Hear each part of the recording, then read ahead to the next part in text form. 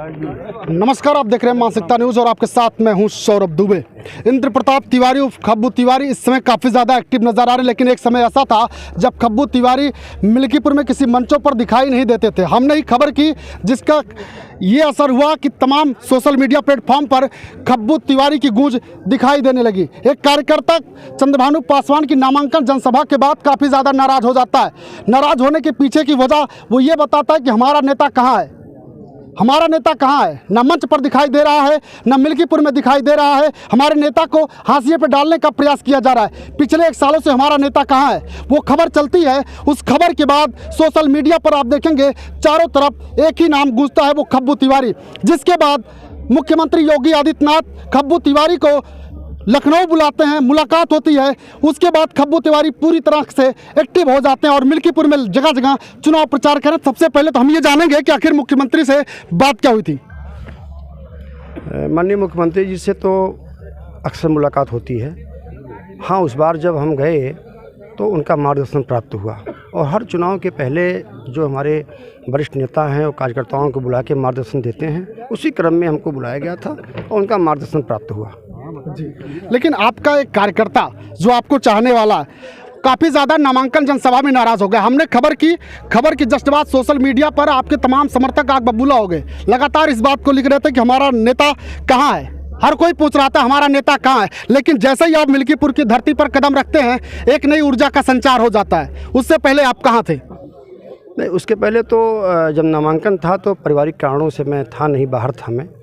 और अपने आप को मैं इस मायने में सौभाग्यशाली महसूस करता हूँ कि इस ज़िले के नौजवान, उनसे हमको ताकत मिलती है, ताकत हमेशा मिलती है कि इस ज़िले के जो बुज़ुर्ग हैं हमेशा हमको अपना आशीर्वाद देते हैं।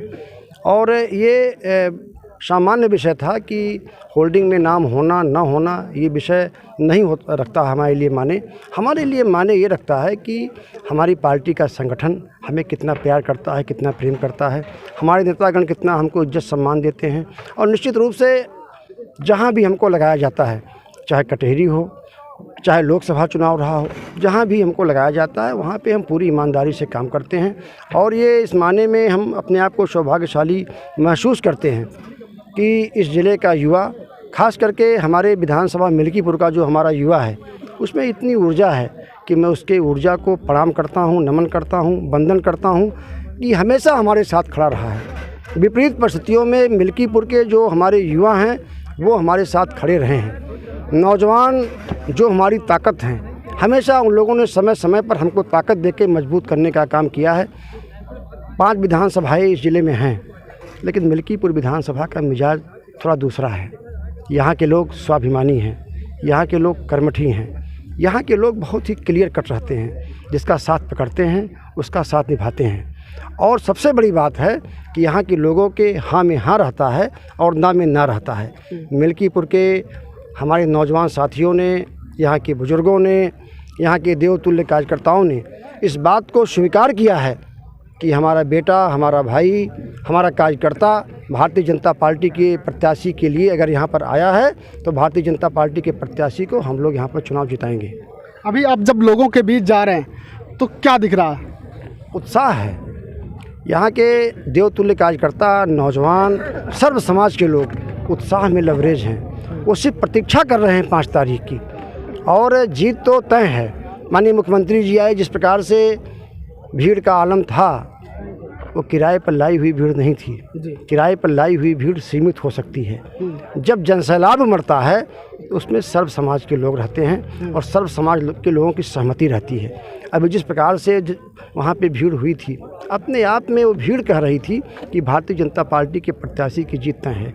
जिस प्रकार से आज रैली में यहाँ पर भीड़ हुई, अपने आप ये तय है कि भारतीय जनता पार्टी का प्रत्याशी जीतेगा। लेकिन हम लोग जीत से संतुष्ट नहीं हैं। ये मिल्कीपुर का उपचुनाव है और अयोध्या जनपद में मिल्कीपुर आता है। मिल्कीपुर के उपचुनाव को पूरा देश देख रहा है।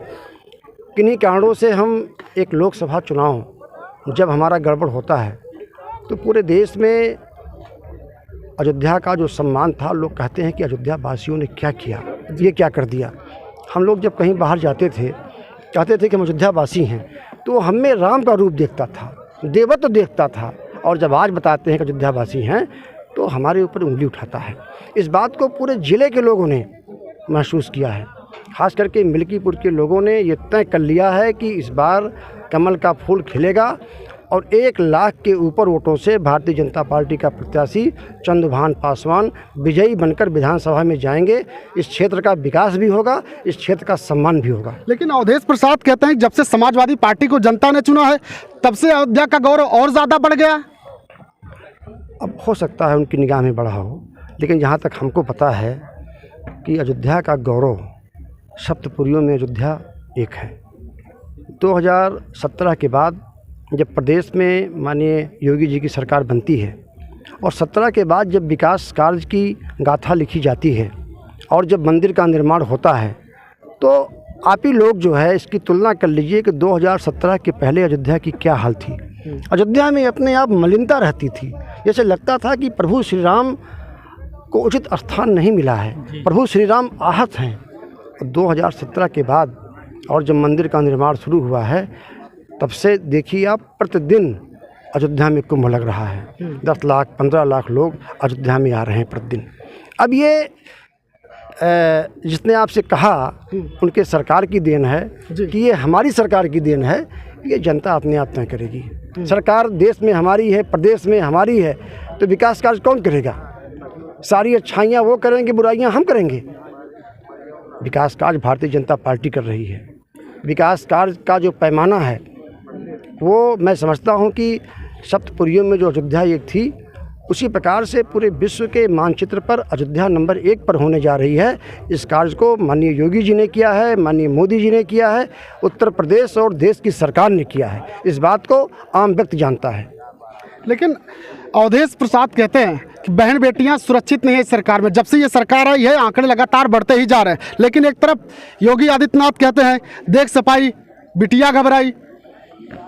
अब अवधेश प्रसाद जी सीनियर नेता हैं, उनके बारे में हम कुछ नहीं कहेंगे, लेकिन बहन बेटियों की इज्जत लूटने वाले कौन हैं, किससे संबंधित हैं, किस समाज से आते हैं, ये सब लोग जानते हैं। अपने आप जनता सब जानती है और जनता इसका निर्णय देने के लिए तैयार है। जनता किसके साथ? लास्ट सवाल। जनता माननीय मोदी जी के साथ है, माननीय योगी जी के साथ है। इस देश की भारतीय संस्कृति को जो उत्थान हो रहा है, उत्थान करने का काम माननीय मोदी जी, माननीय योगी जी और भारतीय जनता पार्टी के देवतुल्य कार्यकर्ता कर रहे हैं, इसलिए जनता भारतीय जनता पार्टी के साथ है। तो हमने बात की पूर्व विधायक इंद्र प्रताप तिवारी और खब्बू तिवारी से। इन्हें इस समय भारतीय जनता पार्टी के लिए संकट मोचन के रूप में माना जाता है। जहां भी लगा दिए जाते हैं वहां झंडा गाड़ के आते हैं, चाहे कटेरी हो या फिर और कहीं। लगातार भारतीय जनता पार्टी खब्बू तिवारी से जनसभा करवा रही है, जगह जगह चौपाल करवा रही है और जब लोगों के बीच जा रहे हैं तो एक हुजूम देखने को मिल रहा है, कार्यकर्ताओं में एक अलग जोश देखने को मिल रहा है। बहरहाल आपको क्या लगता है, मिल्कीपुर का रण कौन जीतेगा? कमेंट सेक्शन में जाइएगा, कमेंट कीजिएगा और कमेंट करके अपनी प्रतिक्रिया हमें ज़रूर दीजिएगा। अभी के लिए बस इतना ही। देखते रहिए मानसिकता न्यूज़।